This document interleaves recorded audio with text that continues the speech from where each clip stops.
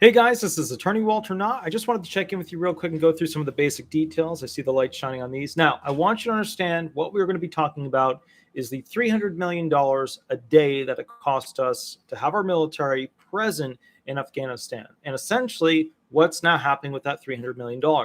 Is that actually a significant amount of money going forward when it comes to paying for things such as a potential fourth stimulus, such as a potential Thanksgiving stimulus?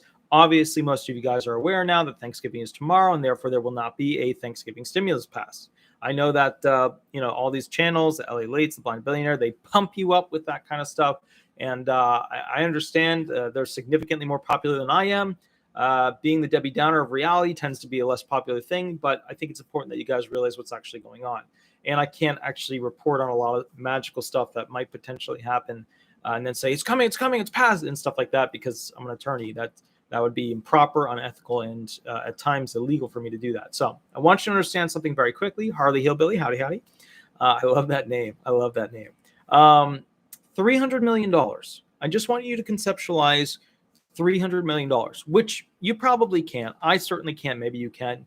$300 million. $300 million, okay? And there's 365 days a year. So that, based on the little calculator I did there, equates to Kim Kerner, howdy, howdy, John Burse, howdy, howdy, Irene, howdy, howdy. That equates to $109 billion. Sorry, $109,500,000,000 in a year. Now, I know that $109 billion sounds like a lot. It actually is. If we took that entire amount, which we can't because you still have to pay for some aspects of the military with that $300 million. But if we were to take that whole amount, we could literally triple the amount that SSI recipients got on average. We could literally pay them $1,500 a month of the average, the 500 and whatever. We could pay them $1,500 a month just based on what we are saving from the $300 million a day. Pretty interesting, right? Pretty cool. You could definitely double what the SSDI people are getting. You could double it. Pretty interesting. I want to point out something here. $109,500,000 from the $300 million a day. That's spent 365 days a year for just that 1 year is not actually a big number. I know, right? $300 million a day is not actually a lot of money. I know what you're thinking. What the heck? Obviously, that's a significantly, massively huge amount of money. But is it? Let's take a look real quick. Let's check out our stats here. US Debt Clock. There's a website that produces information relative to how in debt we are per capita, how much debt is sitting on the shoulders of the American people. The US national debt is sitting directly below, based on this, and it changes per website you go to, but they're all somewhat similar, $29 trillion. $29 trillion. 109 billion is nothing in the realm of $29 trillion. There's another thing you need to know. 300 million a day is nothing compared to $29 trillion. Doesn't even scratch the surface. It really doesn't. The little pizza pie piece that we would be looking at would be so tiny on that graph of how much we need to basically fix our debt problem. Let me give you some of the stats real quick. Debt per citizen, $87,032. Debt per taxpayer, $229,706. U.S. Federal spending right now looks like $6.853 trillion.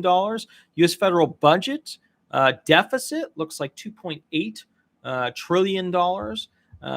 U.S. total interest paid, because, keep in mind, we have to keep paying for all this debt that's sitting on our shoulders. Right now, looking like $3.479 trillion. Bank interest that they've gotten looks like around $663 billion. Yeah.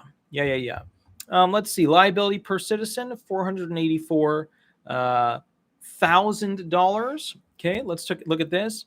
Medicare liability, $33 trillion, $33.5 trillion, sorry. Social Security liability, $21.5 trillion. We have a failing economy, which means we don't have a system that can fix our debt. We are in an interesting place right now. Can you blame Biden? No, he's been in it for a year. Can you blame Trump? I think he was doing a lot to help the economy, but there were things that were negative too. Can you blame Obama? Obama was like anti-economy. If you had a good economy, he could have ruined it, which a lot of people tie Biden to. But Biden was a VP. You go whichever way politically you want to go with that. Bush's same problem. They didn't strengthen the economy. A lot of their ideas didn't work out. In fact, one of the big ones that was terrible, that was very scary that they were pushing, was privatizing the whole idea of Social Security. Very bad idea. Go back to the Clinton era, we were in the plus. I talked to you 2 videos ago about an idea that I had, a realization that I had. Because, as a disability attorney, I would study the law. I wouldn't study the politics of it, the numbers of it. I didn't study how it got to be like this and where it was going, in the sense of beyond the black letter law. So the problem inherent with this is that we have really bad debt and we're not making enough. And the debt ceiling keeps getting risen. And right now, politically, they keep increasing the amount of spending that's being put on this country, which means that we can't afford our current debt. We shouldn't be taking on more debt, and we shouldn't be passing bills to spend more money. They're doing exactly all the wrong things we would need in order to be able to afford our American country, lifestyle, existence. I want to show you this real quick. The U.S. national debt, 28.985 trillion, so 29 trillion. We make 22.995 trillion per year gross GDP. Now, they recently did an analysis and found that China actually makes more GDP than America, but this debt clock over here says otherwise. China has $8.28 trillion in debt, and they make 15 trillion every single year. In theory, they could actually begin the progress to pay off their debt. China could actually back their way out of this. A country that's even worse shape than America, Japan. Japan has $15.176 trillion in national debt, 5.46 trillion in GDP. That's what they make per year.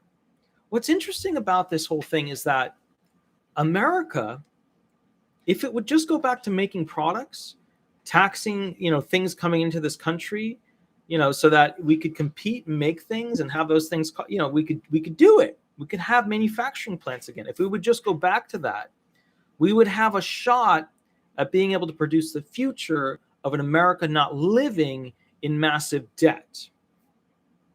But we don't do that. I know this. The more I study about this, the more I learn about this, where we're heading over the next 3 years with the current political structure that we have is going to collapse the Social Security disability and Social Security retirement system.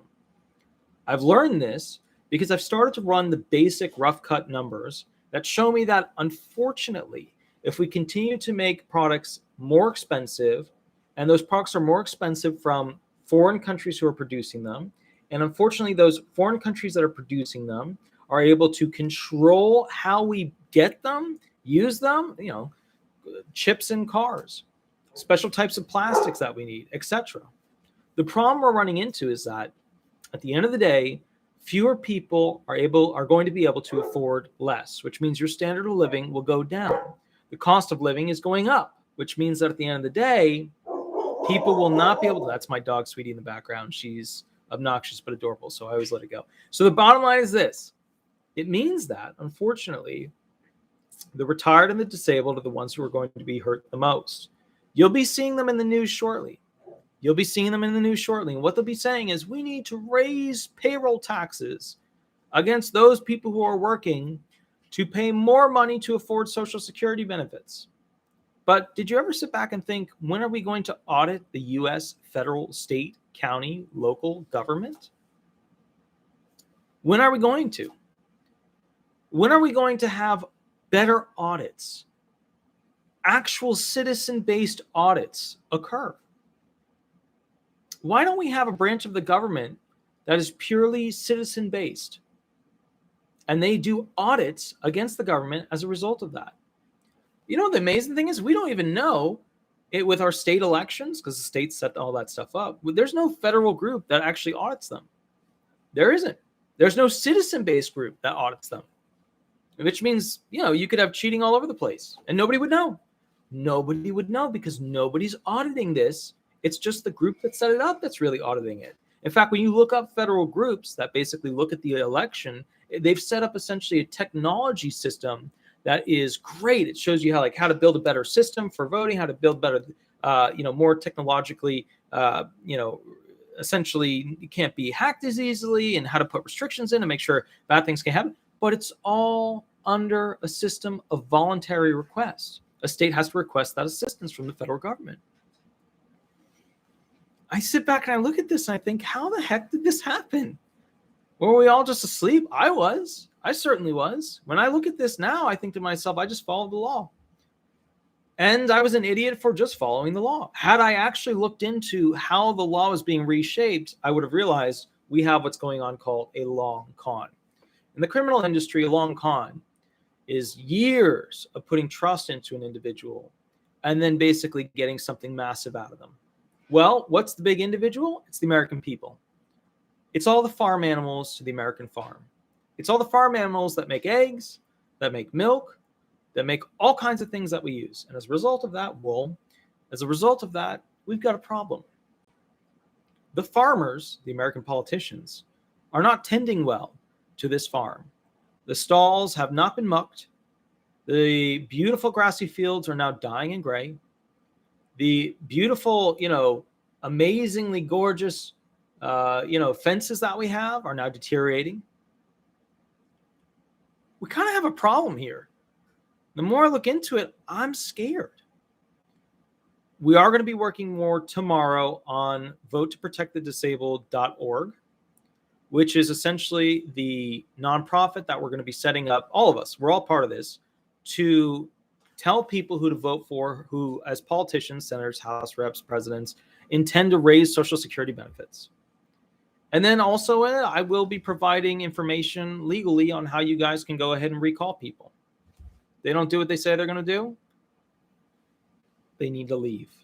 That's the reality. Anyways, guys, have an absolutely wonderful and amazing and happy Thanksgiving. I'll catch you a little bit later. I'm going to grab some food. If you do want to catch up with me, remember tomorrow, Thursday, 8 to 10 p.m. Eastern Standard Time. Usually around 8:15 is when I start. I'm usually a little bit late. You can go ahead and basically, putting it simply, catch up with me during the big live. That's from 8 to 10 p.m. Also, remember, if you want to help me out, in the bio area below this, there's usually a section for essentially where to put 5-star reviews.